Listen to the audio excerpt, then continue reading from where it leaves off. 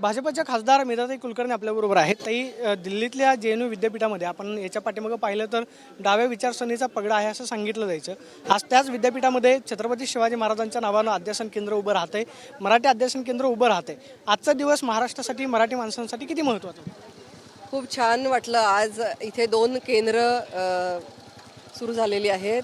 छत्रपती शिवाजी महाराज यांच्या नावानी सामरिक युद्ध कौशल्याचं केंद्र सुरू झालेलं आहे आणि मराठी भाषा अध्यासन केंद्र चालू झालेलं आहे. अभिजात भाषाचा दर्जा मिळाल्यानंतरचं हे केंद्र या ठिकाणी होणं ही अतिशय आनंदाची गोष्ट आहे. आणि प्रामुख्याने ज्या दैदिप्यमान मराठा साम्राज्याचा इतिहास आपण गौरवाने त्याचा उल्लेख करतो, ते नेमकं कौशल्य काय होतं, ह्या सगळ्याचा इथे शास्त्रीय अभ्यास असा केला जाईल आणि तो विद्यार्थ्यांना नक्कीच उपयोगी पडेल. त्यामुळे हे केंद्र या ठिकाणी उद्घाटन केल्याबद्दल माननीय मुख्यमंत्री यांचंही मला खूप अभिनंदन करावं असं वाटतं आहे. आणि उदय सामंत असतील, JNUच्या कुलगुरू डॉक्टर शांतिश्री पंडित असतील, यांचंही खूप अभिनंदन की यांनी या ठिकाणी पुढाकार घेतला यासाठी. एकीकडं खरं तर मराठी अध्यासन केंद्र उभं राहते, मात्र दुसऱ्या बाजूला बाहेर महाराष्ट्रामध्ये मराठी विरुद्ध हिंदी असा एक वाद जो आहे तो सरकारकडून निर्माण केला जातो असा विद्यार्थ्यांचा आरोप आहे. त्यामुळे विद्यार्थ्यांनी आंदोलन केलं.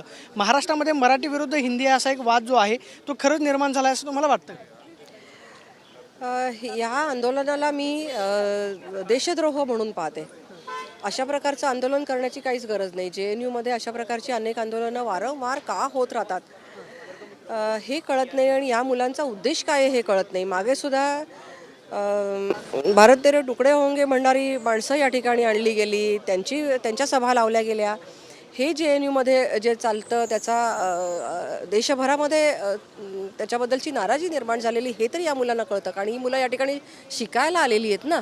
मग वेगळ्या वेगळ्या जशा भाषा शिकवल्या जातात तशी ही भाषा शिकवली जाण्यासाठी जर उपलब्ध होत असेल, शिकली जाण्यासाठी जर उपलब्ध होत असेल तर विरोध असायचं काय कारण आहे? म्हणजे त्यांचा विरोध का आहे? इतर अनेक भाषांसारखी ही एक भाषा आहे. उलट अभिजात भाषाचा दर्जा असलेली ही भाषा आहे आणि मोठ्या प्रमाणात साहित्य निर्मिती या भाषेमध्ये झालेली आहे.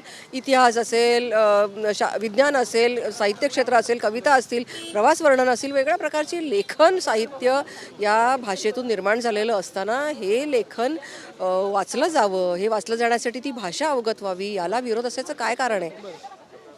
महाराष्ट्रामध्ये एकीकडे 2 ठाकरे बंधू म्हणतात की महाराष्ट्रात मराठीच बोलली गेली पाहिजे, परप्रांतांना मारहाण केली जाते किंवा त्याबद्दलचा आग्रह धरला जातो. आज मुख्यमंत्री असं म्हणाले की इतर भाषांचा सुद्धा सन्मान आपण केला पाहिजे, मातृभाषेचा तर अभिमान असलाच पाहिजे.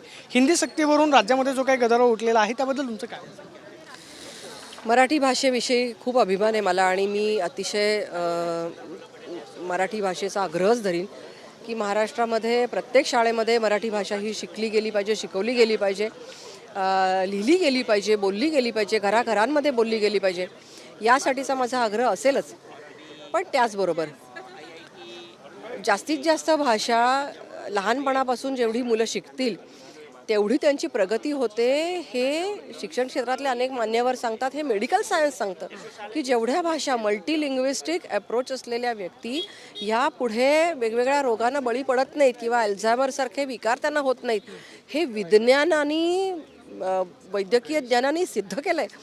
मग असं ज्ञान किंवा पुढे येऊन मिळणारा फायदा हा लहानपणापासून विद्यार्थ्यांना मिळावा यासाठी म्हणून का शासन काही प्रयत्न करत असेल तर त्याला विरोध असण्याचं कारण नाही. नंबर 1.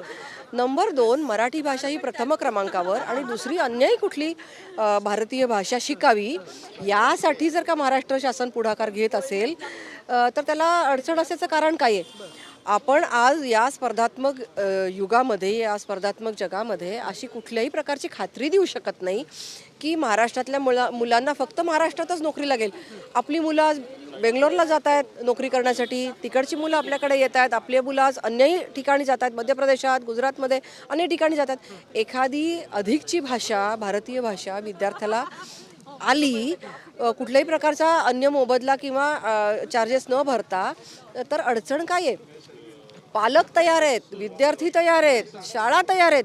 असं असताना कुठले राजकीय पक्ष जर त्याच्यामध्ये अडथळा आणू इच्छित असतील तर मला असं वाटतं की ते विद्यार्थ्यांच्या विकासामध्ये, त्यांच्या व्यक्तिमत्वाच्या इतर अन्य पैलूंच्या जडणघडणीमध्ये नक्कीच विरोध करत आहेत आणि अडथळा निर्माण करत आहेत असं माझं स्पष्ट मत आहे. एक शिक्षिका म्हणून, मी राजकारणी आहे पण त्याच्याही आधीची मी एक शिक्षिका आहे आणि त्याच्यामुळे माझं हे स्पष्ट मत आहे की विद्यार्थ्यांच्या विकासामध्ये हे अडथळा आणत आहेत. शेवटचा एक प्रश्न आहे. राज ठाकरे विरुद्ध निशिकांत दुबे असा एक मराठी विरुद्ध हिंदीवरून आपल्याला वाद पाहायला मिळाला. त्यावरती निशिकांत दुबे असं म्हणाले की आम्ही जर तुम्ही मराठी भाषिक किंवा इतर कुठल्या राज्यामध्ये आले तर पटक पटक के मारेंगे. त्यावरती आपल्या काही मराठी महिला खासदारांनी निशिकांत दुबेंना संसदेच्या लॉबीमध्ये जाब विचारला. त्यांचं असं म्हणणं होतं की भाजपचा एकही मराठी खासदार त्या ठिकाणी नव्हता. निशिकांत दुबे यांच्याकडून जे वक्तव्य होत आहेत त्याच्यावरून राज्यामध्ये वाद निर्माण होते असं तुम्हाला वाटतं? निशिकांत दुबे यांनी सुरुवात केली नाही. त्यांनी सुरुवात केली नाही. मी तर त्यांच्या विरोधात घोषणा दिलेल्या, हिंदीच्या विरोधात घोषणा दिलेल्या, हिंदी भाषिक किंवा अन्य भाषिक जे महाराष्ट्रामध्ये आहेत त्यांना मारलं गेलेलं आहे हे मोठ्या प्रमाणात पाहिलं आणि मलाही वाईट वाटलं. आपली मुलं आज जर दुसऱ्या ठिकाणी जात आहेत, भारतातल्याच अन्य भागात असं नाही, आज जगाच्या सुद्धा कानाकोपऱ्यांमध्ये आपली मुलं शिकायला जातात, त्यांना तिथे मारहाण झाली तर तुम्हाला चालणार आहे? तिथे मारहाण झाली, आपल्या मुलांना फ्रेंच आलं नाही, स्पॅनिश आलं नाही, जर्मन लँग्वेज आली नाही आणि त्यांना मारहाण झाली तर तुम्हाला चालणार आहे? आपली मुलं बेंगलोरला गेली आणि कानडी आलं नाही, आपली मुलं तामिळनाडूमध्ये गेली आणि भाषा आली नाही, तेलुगू आली नाही, मल्याळी आली नाही तर मारहाण झाली, गुजराती भाषा आली नाही आणि त्यांना मारहाण झाली, त्यांच्या जीवावर कोणी उठलं तर तुम्हाला काय वाटेल? मला असं वाटतं की ही माणुसकीला धरून नाही, आपल्या सगळ्या भारतीय भाषा ज्या आहेत, मराठी भाषा आपली आई आहे आणि ह्या सगळ्या भारतीय भाषासुद्धा आपल्याच भाषा आहेत, त्यामुळे त्या शिकल्या तर त्याच्यामध्ये काही वावगं असायचं कारण नाही. हिंदी ही सुद्धा त्याच्यातली एक भाषा आहे. माननीय मुख्यमंत्र्यांनी असं जाहीर केलं की तिसरी कोणतीही भाषा तुम्ही शिका पण एक भारतीय भाषा शिका. मला असं वाटतं की हे चुकीच्या दिशेने चाललं आहे. दुसरी गोष्ट, प्रामुख्याने ज्या वेळेला आघाडी सरकार होतं त्यावेळेला त्यांच्या मुख्यमंत्र्यांनी माननीय रघुनाथजी माशेलकर यांचा पूर्ण अहवाल मान्य केला. त्याच्यामध्ये आपले 2 माननीय सभासद टाकले, शिवसेनेचे, तत्कालीन शिवसेना तर एकच होती, त्याच्यामध्ये शिवसेनेचे 2 सभासद टाकले. यांनी सगळ्यांनी हाच ड्राफ्ट मंजूर केलाय. उलट त्यांनी हिंदी सक्तीची केली होती.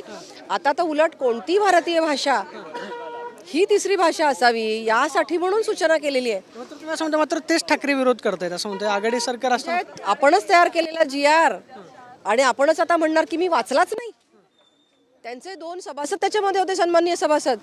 आपण रघुनाथ माशेलकर या माननीय समितीचा अहवाल तुम्ही वाचला नाही तरी सही केली म्हणता, म्हणजे कशा प्रकारचं मुख्यमंत्रीपद तुम्ही भूषवत होतात? अन्य अशा कुठल्या कुठल्या ठिकाणी तुम्ही न विचार करता आणि न वाचता सह्या केल्या ते तर सांगा. हा डाव उलटल्यावर तुम्ही म्हणता की तुम्ही वाचलं नाही, न वाचता सही केली. अन्य आणखीन कुठल्या ठिकाणी तुम्ही या प्रकारे भूमिका घेणार आहात हे मला समजत नाही. निशिकांत दुबेंची जी वक्तव्य आहेत ती त्याच्यामुळे वाद निर्माण होते असं वाटत नाही का? पटक पटक के मारेंगे मराठी माणसांना अशा पद्धतीनं थेट आव्हान दिलं. मला असं वाटतं की ही भाषा कुठल्याच नेत्यांनी केली नाही पाहिजे, ना इकडनं झाली पाहिजे ना तिकडनं झाली पाहिजे. आणि आपल्या लोकांना आपण धारेवर धरतोय, अन्य भाषा बोलणाऱ्या लोकांना पण आपण धारेवर धरतोय. महाराष्ट्रामध्ये जे उद्योग करायला आलेल्या लोकांनी नक्कीच मराठी भाषा शिकली पाहिजे, पण शिकण्यासाठी काही अवधी पण दिला पाहिजे. मला असं वाटतं की त्यांना थ्रेट निर्माण करणं हे अत्यंत चुकीचं ठरेल. पाहतोय अशा रीतीने जर का थ्रेट निर्माण केली तर उद्योग हे महाराष्ट्रातून गेले तर त्याला आपण नाही म्हणू शकणार नाही. आणि आपली मुलं जी दुसरीकडे जात आहेत, वेगवेगळे व्यवसाय घेऊन किंवा शिकण्यासाठी जात आहेत, तर त्यांना धोका उत्पन्न झाला तर मला असं वाटतं की आपण त्याच्यासाठी कारणीभूत ठरू. आपण पाहतोय की व्यवसायाच्या निमित्तानं जे परप्रांतीय राज्यामध्ये येत आहेत त्यांना मराठी आली पाहिजे, मात्र त्यासाठीचा आग्रह जो आहे तो धरला नाही पाहिजे किंवा शिकण्यासाठी वेळ दिला पाहिजे. मात्र आपली जर मुलं इतर राज्यांमध्ये गेली आणि त्यांना जर काही इजापत झाली तर त्याला सुद्धा कारणीभूत आपणच अशी प्रतिक्रिया मेधा कुलकर्णींनी दिल्यास पाहायला मिळते. कॅमेरा पर्सन विनोद सर, मी प्रदीप कापसे, TV9 मराठी, नवी दिल्ली.